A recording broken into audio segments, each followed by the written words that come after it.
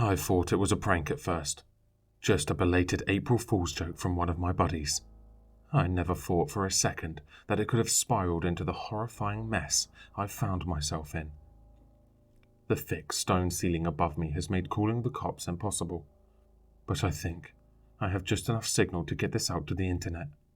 My note in a bottle, if you will.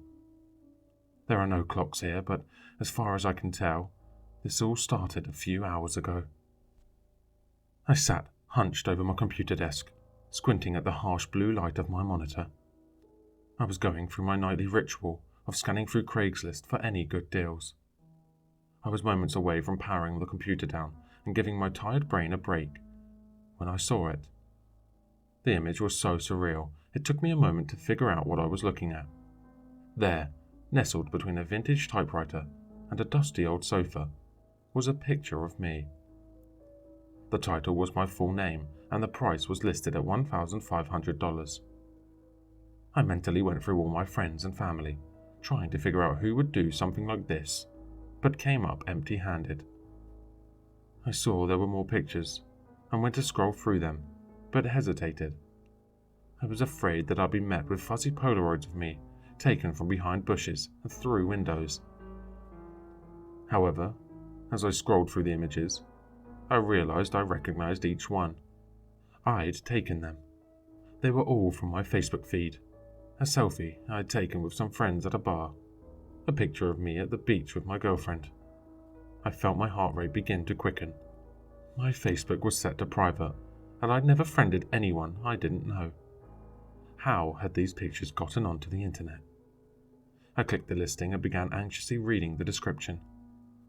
Product is a 26-year-old Caucasian man. It is 237 pounds and 5'8". It consumes approximately 2,200 calories per day. I raised an eyebrow at that last line. Why would anybody want that information? It went on to describe everything I'd eaten for the past 2 weeks in meticulous detail. Everything from the McGriddle I'd had on my way to work to the Snickers I'd munched on today after dinner. They even knew about my ADD medication. I nervously glanced around my house, suddenly feeling naked and vulnerable. Where were they getting this information? How long had they been keeping tabs on me? Just when I thought it couldn't get any worse, I saw a short message at the end of the post that made my skin crawl. Product is unathletic and should be easily collected by 2 to 3 people. Bringing weapons are suggested, but not needed. Collected. Any hope of this being a joke was beginning to evaporate. How many people had seen the listing by now? What kinds of people go searching for a listing like this at all? Then I had a thought that made me bring a hand to my mouth. Did this page have my address listed? It seemed terrifyingly possible. The listing had seemingly every other detail about me. Why not that? My eyes scanned the webpage until I found a message that explained everything. Address for $1,500. Email me if interested. It made a sick sort of sense. They'd found a way to monetize their stalking. Why let such great talent go to waste, right? I wondered how many other people he'd done this to. How many home invasions and robberies and abductions he'd helped facilitate just for a few $1,000s. I immediately flagged the post, hoping to have it taken down. However, I quickly realized it would take hours, maybe even days for the moderators at Craigslist to get to it. I didn't have that time to spare. My fingers flew across the keyboard, searching Google for some way to get a hold of the people at Craigslist. But in the end, all I could find was a generic contact form. Getting desperate, I opened my email to try one last gambit. I plugged in the seller's address, a random string of numbers and letters, and typed out a desperate plea to take down the listing, offering 5 times the original price. Waiting for a response was torture. I passed the time by running around my house, locking all of the doors and windows. I also turned out all the lights to make it look like no one was home. I knew realistically the odds of some psycho seeing the post was slim, but the internet was a big place, and I didn't want to take any chances. I was so on edge that by the time I heard the ding of the email notification, my heart practically jumped out of my chest. I regret to inform you that the information has already been purchased. I buried my head in my hands. I had been too late. How long ago had it been bought? 10 minutes ago? An hour? A day?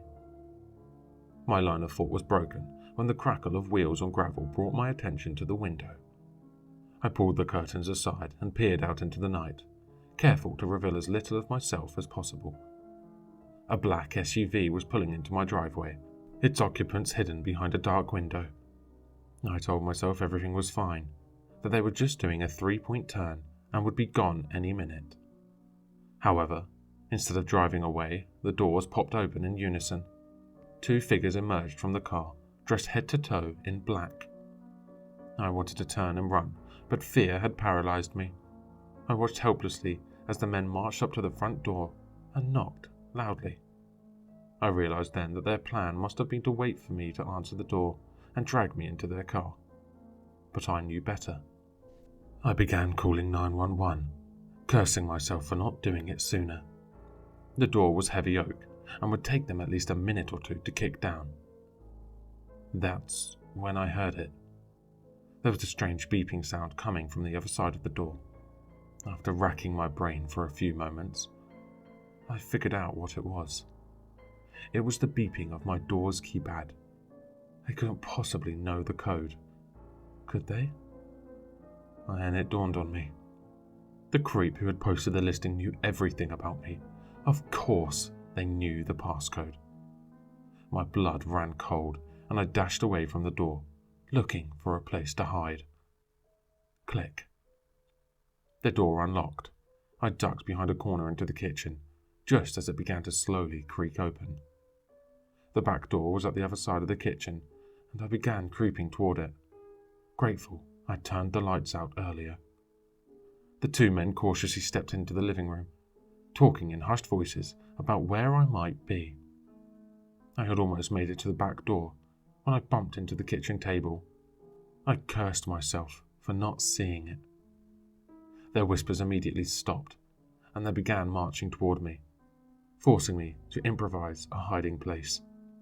I slipped into my kitchen's pantry and shut the door just as the light clicked on. The men, apparently no longer concerned with stealth, began stomping around the kitchen, looking for me. I squeezed my eyes shut and prayed they didn't look inside, knowing I'd be completely helpless if they did. I bit down on my knuckles and time seemed to stretch out forever. But they eventually left, going deeper into the house to search for me. I let out a sigh of relief. My phone began ringing in my pocket. I took it out and it was my girlfriend, Lexi. My eyes widened. Lexi! She'd be home any minute. What if the men decided to take her instead? I answered the call. Hey you, she said. Lexi, don't come into the house. It's not safe. Oh my God. Where are you? She asked, fear creeping into her voice. I'm hiding in the pantry. I think I'm safe for now, but the line went dead. I felt my heart sink. Had they gotten to her already? Had I not warned her in time? Then I heard a strange vibrating noise in the room over. One of the men's phones was ringing. He answered it and listened a moment. His voice was raspy and muffled. He's where? Another pause, then footsteps thundering straight toward me. My mind raced momentarily, and then it hit me. The one who had posted the listing hadn't been stalking me. They had been living with me. Lexi was the one who'd posted it, and she just told them exactly where I was. I burst out of the pantry and made a break for the door, just as the 2 men rounded the corner behind me. I wanted to look back, but fought the urge. If I looked back, I'd get nervous, and if I get nervous, I'd stumble. And if I stumbled, they'd drag me into their car and do God knows what. I flung open the back door and ran into the cool, damp air. However, before I could make a break for it, one of them caught me by the hood, snapping my neck back. The fabric tightened around my throat like a snake, making it hard to breathe.